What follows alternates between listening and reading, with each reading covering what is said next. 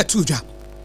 Mika usana na KJC Company Limited and Opano Nsia Kasiebo and Wasuguso Uti and Ametwa so every SOMPA 106.5 FM Accra no Omampanyu ya His Excellency John Dramani Mahama wabo empanifua wamuda Ghana sika samwano ewa jumapani jumasua wamu ya enam so ama Ghana side no the friend stabilization ese ejina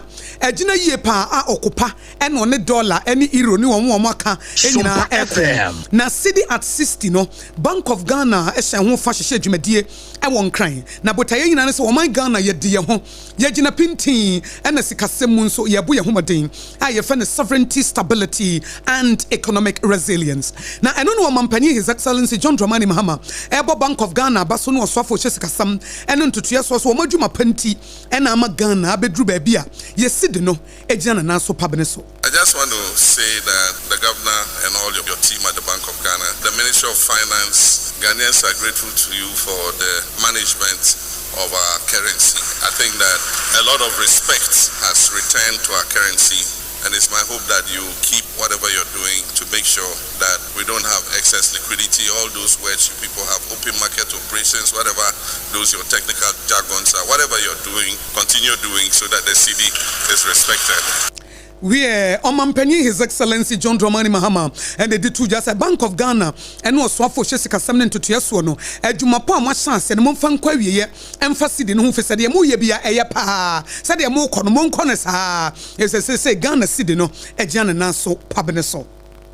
Meko mani mwansamfu from the Deputy Minority Leader, Honorable Patricia Apieji, what the atua bayanim say, one woman homodia, na sika esum 400 million cedisa, ye located Yama Women's Bank, no Emma Bank Kesie, 2025, no, one family woman tentema basaharasum likatente, any kwase delay bia eba. The entire workers and a Women's Bank, no, and who here say, ye pasi a shamadu do no crown, mudijano, no mudu misika kwato bank. Etia banks what the 400 million cedis, ekoma, Women's Bank dia ene ye mane nchenchen na asesa chichide nantie ene manimu ya wonye hu adwuma. I'm looking at how much the implementation of the affirmative action. I'm looking at how the budget is going to impact on the lives of the women, the vulnerable group, and other children in general. So those are my insights. Because when women, children, and the vulnerable groups that are well catered for, I think Ghana will say, and it will always depend on the implementation aspect of it. If these policies may be good, but if the implementation is bad,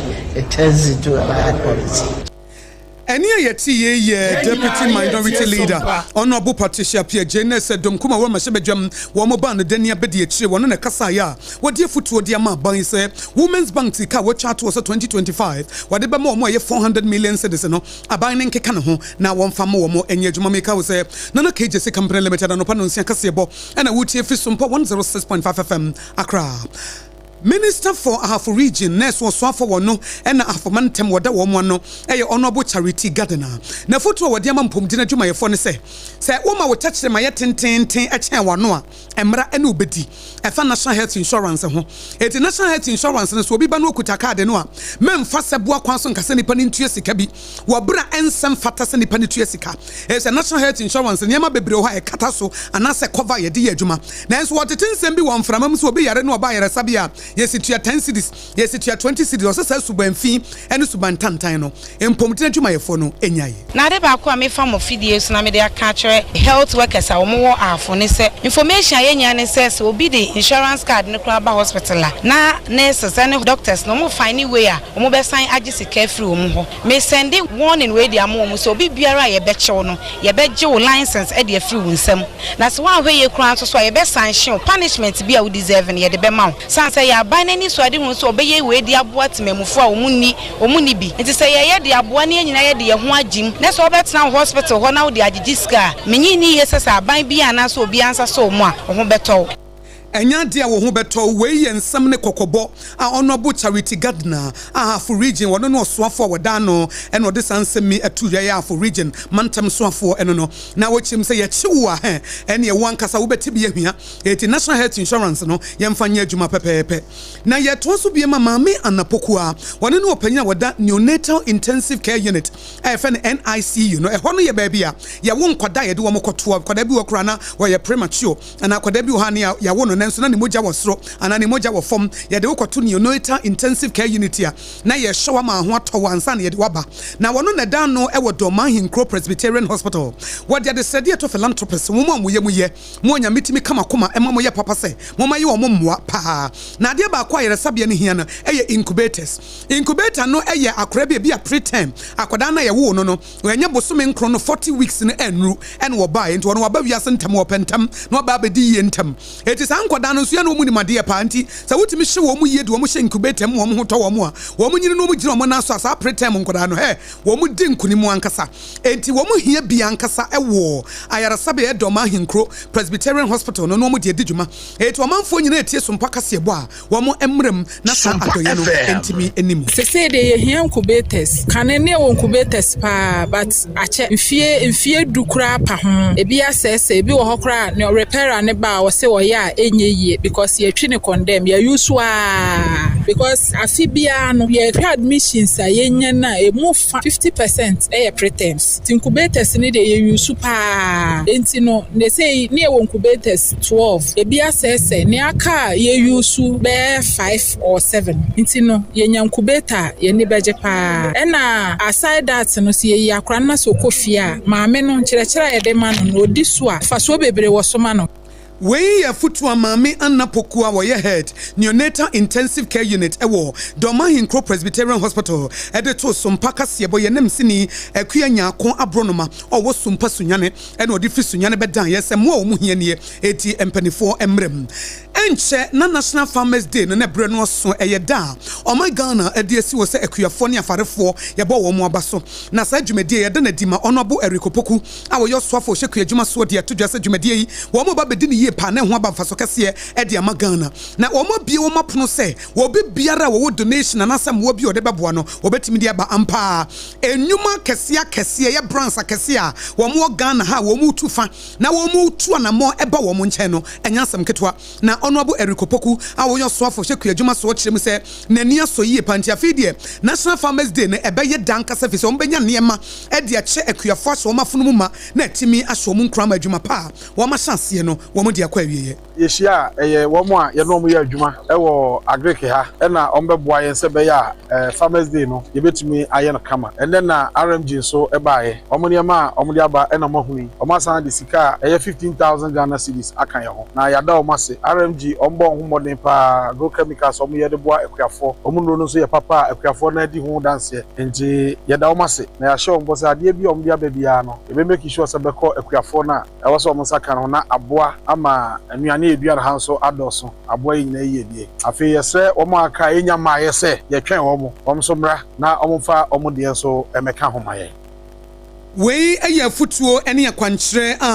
wosoafo a wone na hyeku adwuma so ono abo Eric Opoku editu dwa na wo bewie no ene o se ena madoye anwuma kese ebidi ba ebiti se RMG no eye pa etu omo maka no so betimi de wo mo de aba a wo beje ne feso ama na di mu no aso manfo nyina ebosa no kure ene be ye adwuma na wo mo esefata se de bema wo mo no ye de bema wo mo nyina prekope na de ne die bi aba Tata Agro Machinery Limited omo de abeche yen they are giving us cash of 50,000 Ghana horsepower. We chemicals, assassin modulary, 30,000. The so together, they are donating 45,000 Ghana cedis. They are presentation so the Farmers Day celebration. We thank them for their generosity for donating.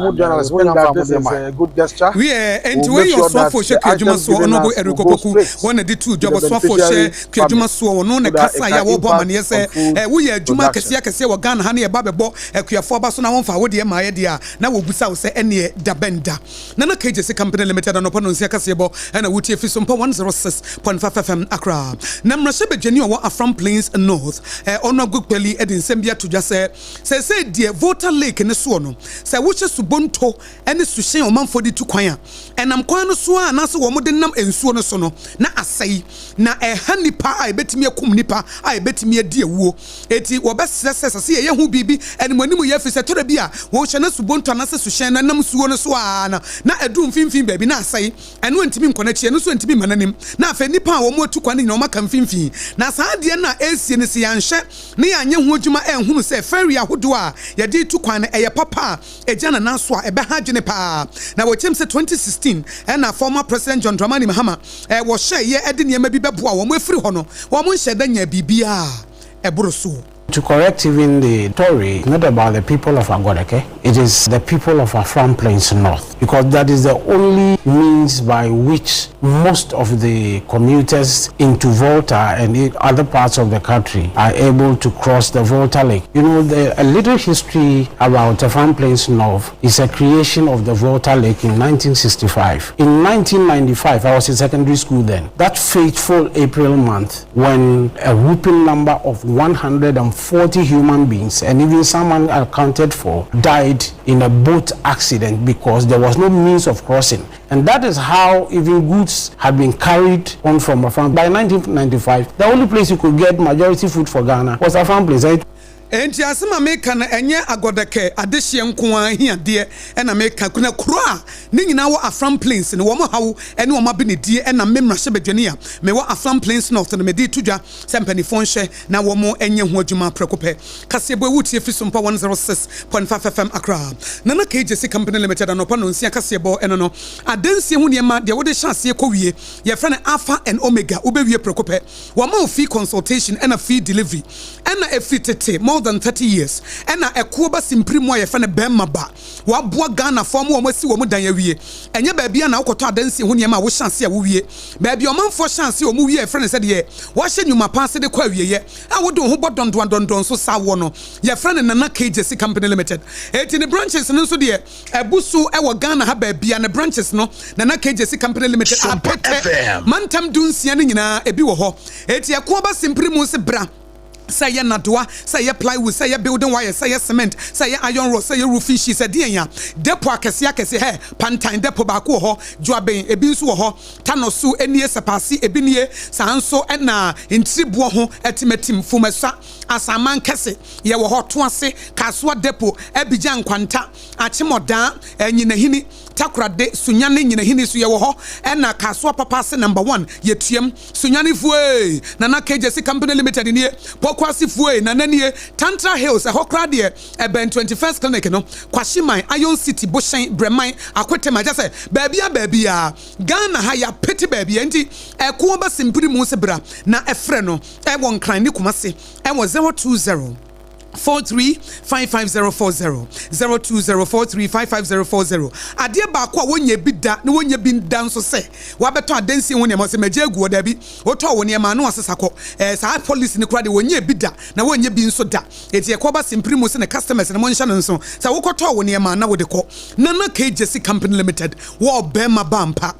Endpoint homeopathic clinic Dr. Duboateng ne dom se wo fa alternative medicine so na wo yare ne yetu ne se banche efiri ho e se dua be wo ne yentwaso yetu ase enya yare sabia wo kwa ne ye duro ne ye asoso eti endpoint de won so yare so wotu ase Endpoint homeopathy no won so yare so wotu ase eti Endpoint homeopathy clinic Dr. Duboateng se wo fa ba bi na adwujo eya awomu hawa na ana prostate in men premature ejaculation nerve diseases kidney issues liver issues ne nyina no wo jinanda na so papne so a wo bo adwuma eti se wo kumase ye kronoma bo ahia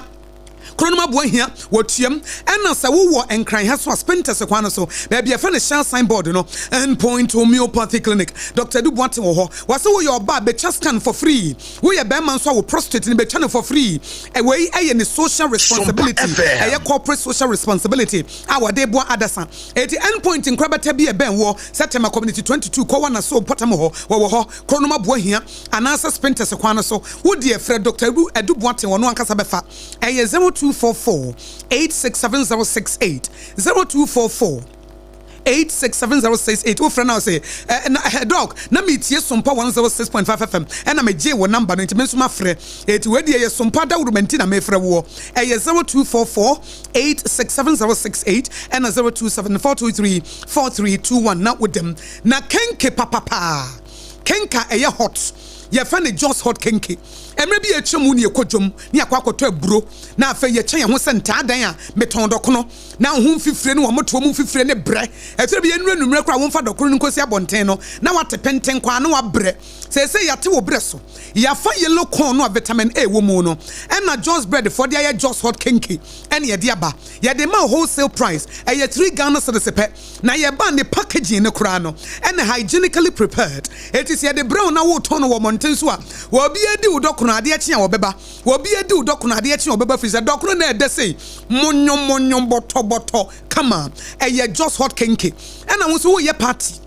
abusia bi mu ye get together na no sompa akra adwuma ye for ye get together ye friend kenke party behwe ye Jeffrey just hot kenke ene ye tese mu adwuma mu ha e wo dome watermelon street ene ye ba mu ene ye nya hyeto bi ne sardine ye de wo no ne fish bi ene ye behwe na nya asam ketwa na ye just hot kenke etu unso adwuma ye for sabo pese mu ye kenke party a monfre just hot kenke anasa wo ye wedding wo ye party aduane ba kwa wo pese wo de serve no ye kenka ye just hot kenke na anu atesa no Baptist Church omu celebrate omu jubilee anniversary omu nya 50 years and also dokoro omu de serve ye no na just hot kenke as say ye kenke no de and one will be anim it is your number na frɛ 025 606882 025 606882 Joe's Bakery ewo dome commercial bank in ho kenke papa bi kotu bi neton tonti na 74 mixture Tontina 74 mixture. Ye find the T74 make we say aha ye SOMPA 106.5 FM akrema aketua pa. SOMPA kase bo a esham na wutie no. Wonu aba kosia go abaje na mede somo. Na wonya Tontina 74 mixture na che se. Wonu adonso wo kitchen ho no wo center table so no. Wo be hye ni nyina egu. E say de entia wo ta yare ne se. Asojafo wo ne wo ni padua mu no ayemre. Ye find immune system. Na sa immune system no Edra wo mu hia ebe mu magina wo na so pabene so no ye fa ne T74 ana T74 tontina 74 oh T74 tontina 74 say rhyme kama T74 tontina 74 na eno no ye de DHC afra titi dodo no ne aye ne tise nsuo ye de ma wo no mu ana aye immune system no ho adwuma na wagya mo na so publish no abo adwuma eti em nyina ye nkwai ne nkotobi se de be ya yare de wo betu ne se banche won na nye ntie wa yare sabiem ayare sabie ebra tontina 74 misha aye wodro wo bona no pa bona wia bona numre we so de aye tise nsuo ya na nanom de no wo mo no ma no mo nyinya wo manim na so tontina 74 misha de wo no mo na wo sresre T74 sa wo padudu atua na wo frɛ 024 6073 498 aye 024 6073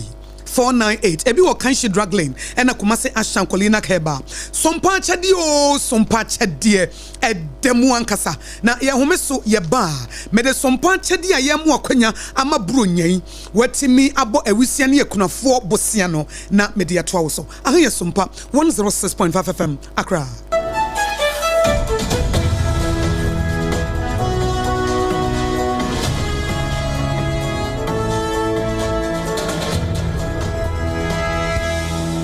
Point homeopathy clinic Ghana had obi anim sesa ye prostate na baby omutibi ye screening ema hu ni ye etu ase a na ye endpoint homeopathy clinic anase ye kidney ye liver problem wo fa baby ena adjojo na de fa ne premature ejaculation no a ba ma bi a wo ne wodofo akwakwahia ase wo di ne ho agro ase wo tonte ene ye bra endpoint homeopathy clinic na ye moa wo ema ne mema mo pa wo ye endpoint homeopathy clinic wo mo damufo yare bia infections bi ne wo ho anase bia wo hwa wo fa baby adjujo kidney problem prostate there endpoint homeopathy clinic kuma se ubehu endpoint homeopathy clinic wo kronoma boy here na Accra hanso so there wo mu gina mu ankasa wo spinters bebre friend share signboard no uduro na ubusa sa wo pe endpoint homeopathy clinic obi a ebe kire wo for endpoint wo 0244867068 and 0274234321 endpoint homeopathy clinic wo mu demu Ewra me pacho bra na me hwa de wo bag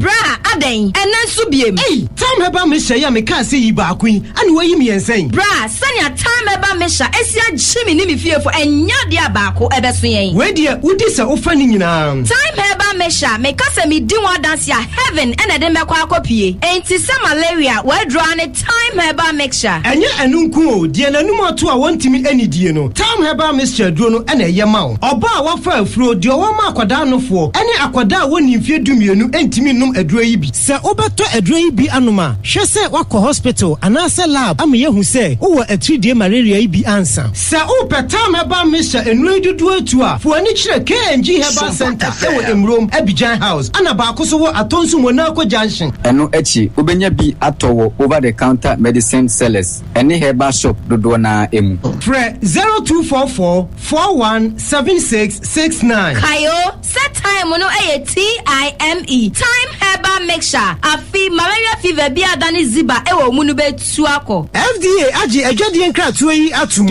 tontonte yenum nsane e fadwen ne e fadwen mpa say na nanu nim se bre bi beba ama tonti na 74 opa ye ne simple T74 abeye aduro tonti na 74 ana T74 asa twe ya dwene asina nanom dodo so se de na dodo bua ma na nanom enyare basabasa no saa na tonti na 74 ana T74 ebu nipadua no ema immune support enti obi onum bie no abre bia ne ho denden tonti na 74 yi nso ya ye no se nsuo krokro wa kama enti ba bia wonam bia obetimi de wade akọ samene wa ankefi na ekroyi eda no nko na wie ya wa bra mennom T74 samennom tonti na 74 menya hoɔden mennom ne da bia T74 yi eye hahama ene ye de aye na DHC ena aframa na ye kama saa no T74 ahoɔden ne apomuden ko a wokɔ pharmacy ana ba bia to nro bia ubenya tonti na 74 yi bia to T74 yi enye ma oba wa fa afuro ana obi a ɔma nufoɔ ana se obi a onya mfie dumienu eto phone frɛ 050-162-8931 and 0246-073-498 FDA agi adwadie nkratoa yi atom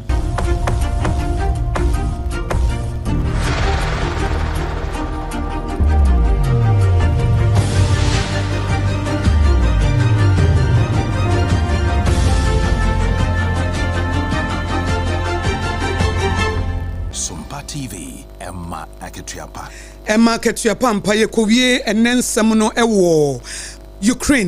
Ukraine mampanyi Zelensky